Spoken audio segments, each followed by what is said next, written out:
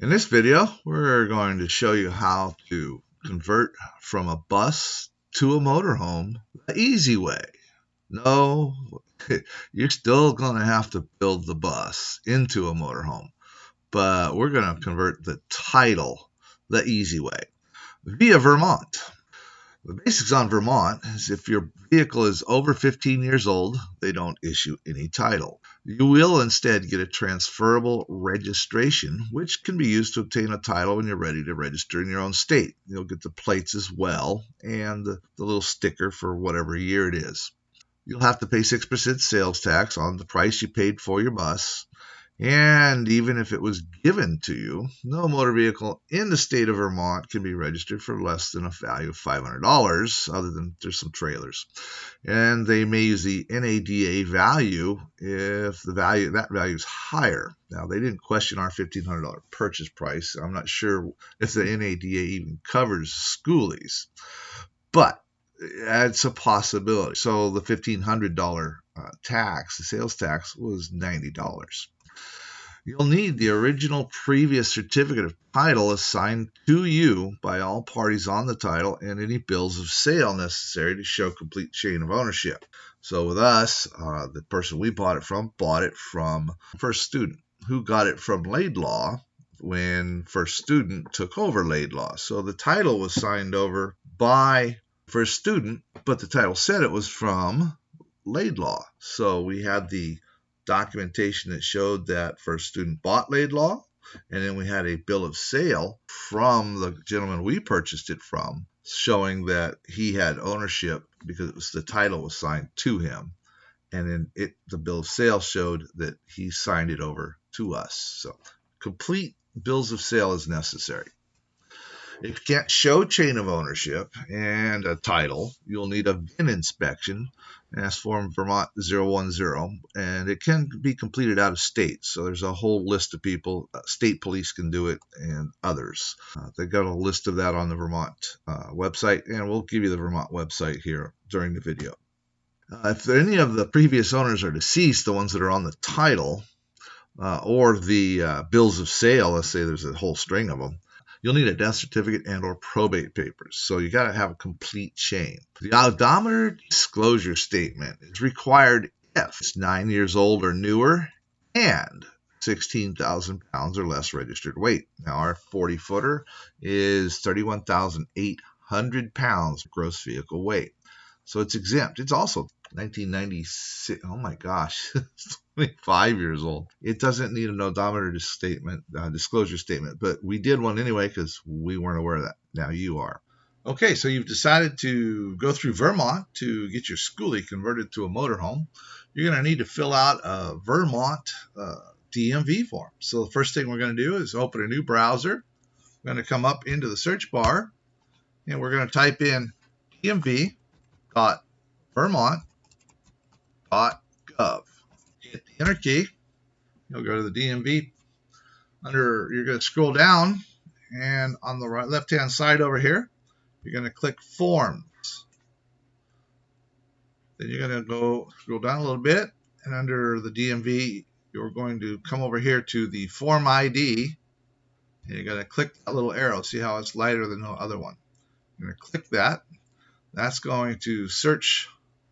If its arrow points up, it's going to search for the Vermont forms by number. Scroll down to VD119 and click on the link. So VD119. Registration, tax, title, application.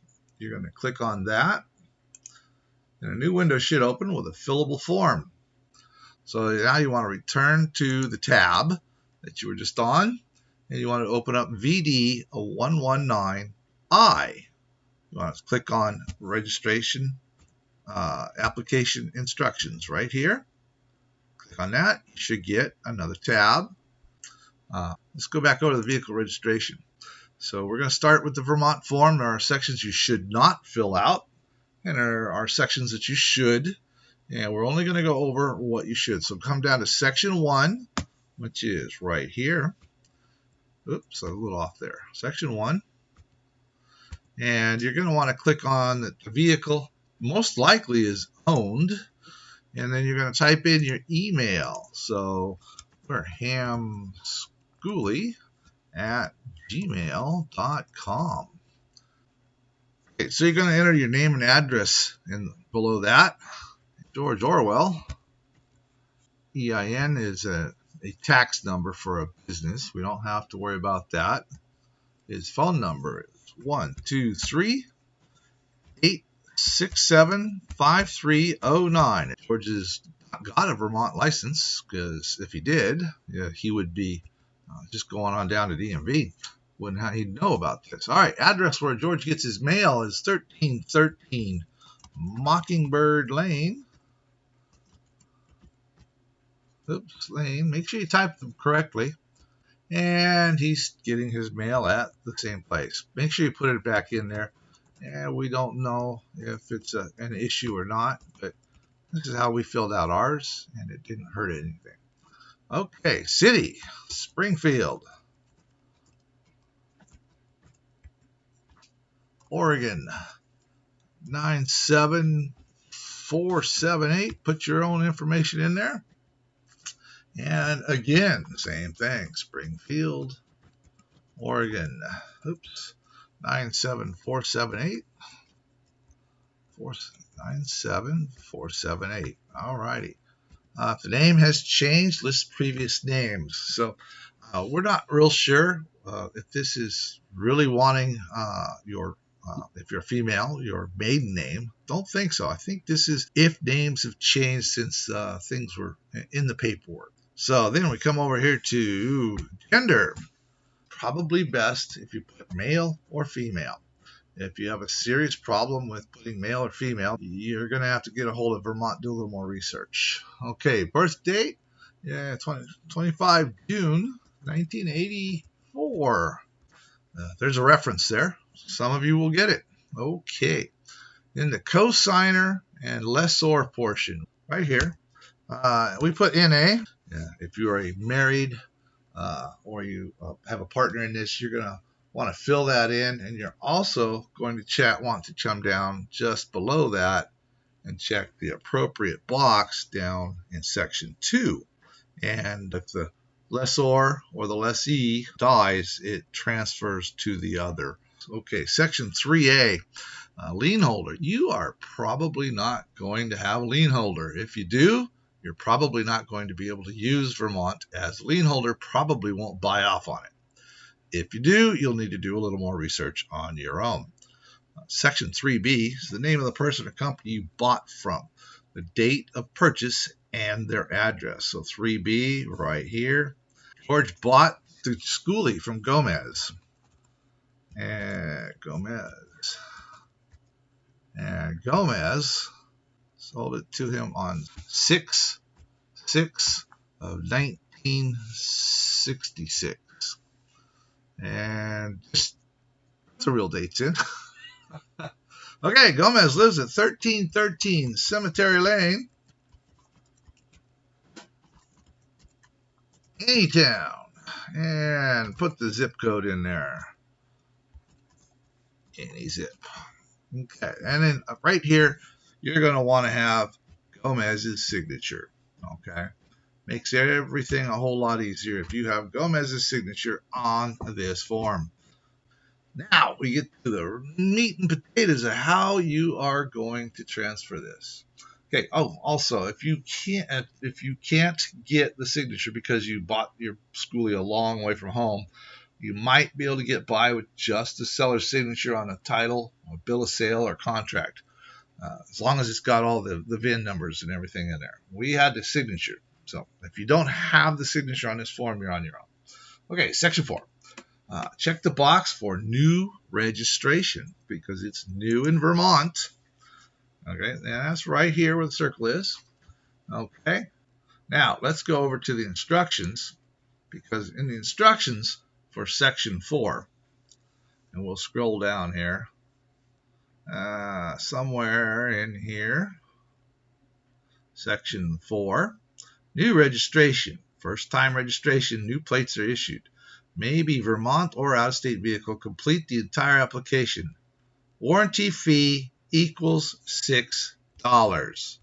But you see that little thing right there, that I at the end of it. Let's scroll down and see what I says.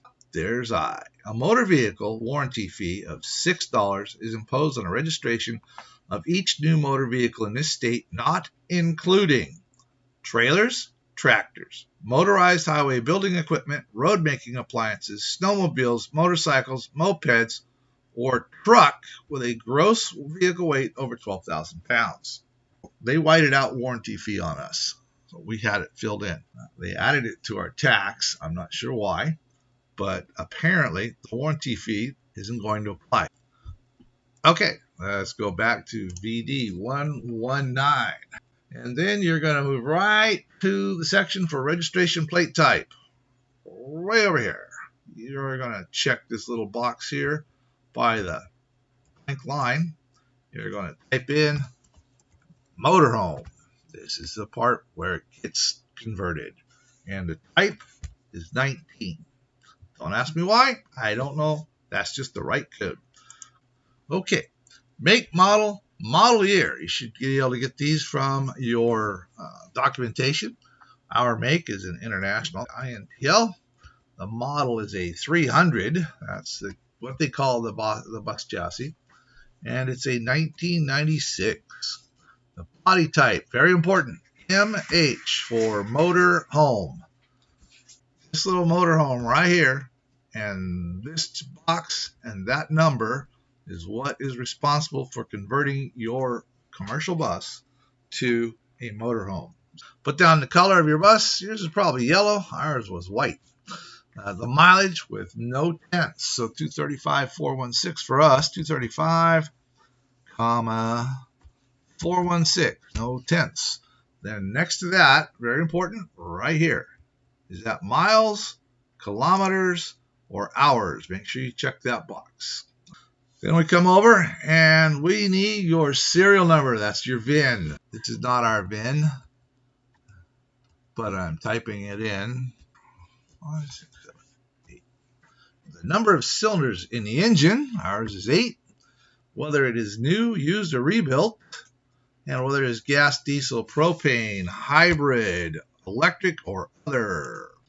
And then we're going to move on to skip over the trucks section and go to section 6. Okay, now you're going to take the purchase price. We paid $1,500.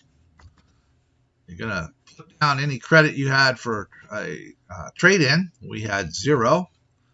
These gray areas here do not fill in. They will do that. The lowest possible amount you can put in Vermont is $500 for a motor vehicle. On the right-hand side of the column over here, we're going to put in our fees. So, $76 for registration. Tax is $1,500 times 6%. That's $90. And we put in $6 for a warranty fee.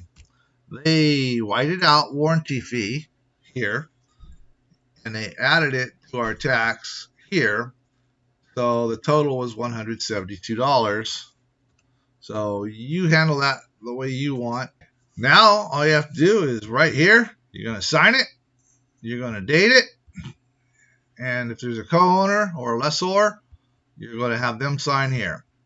And you are done.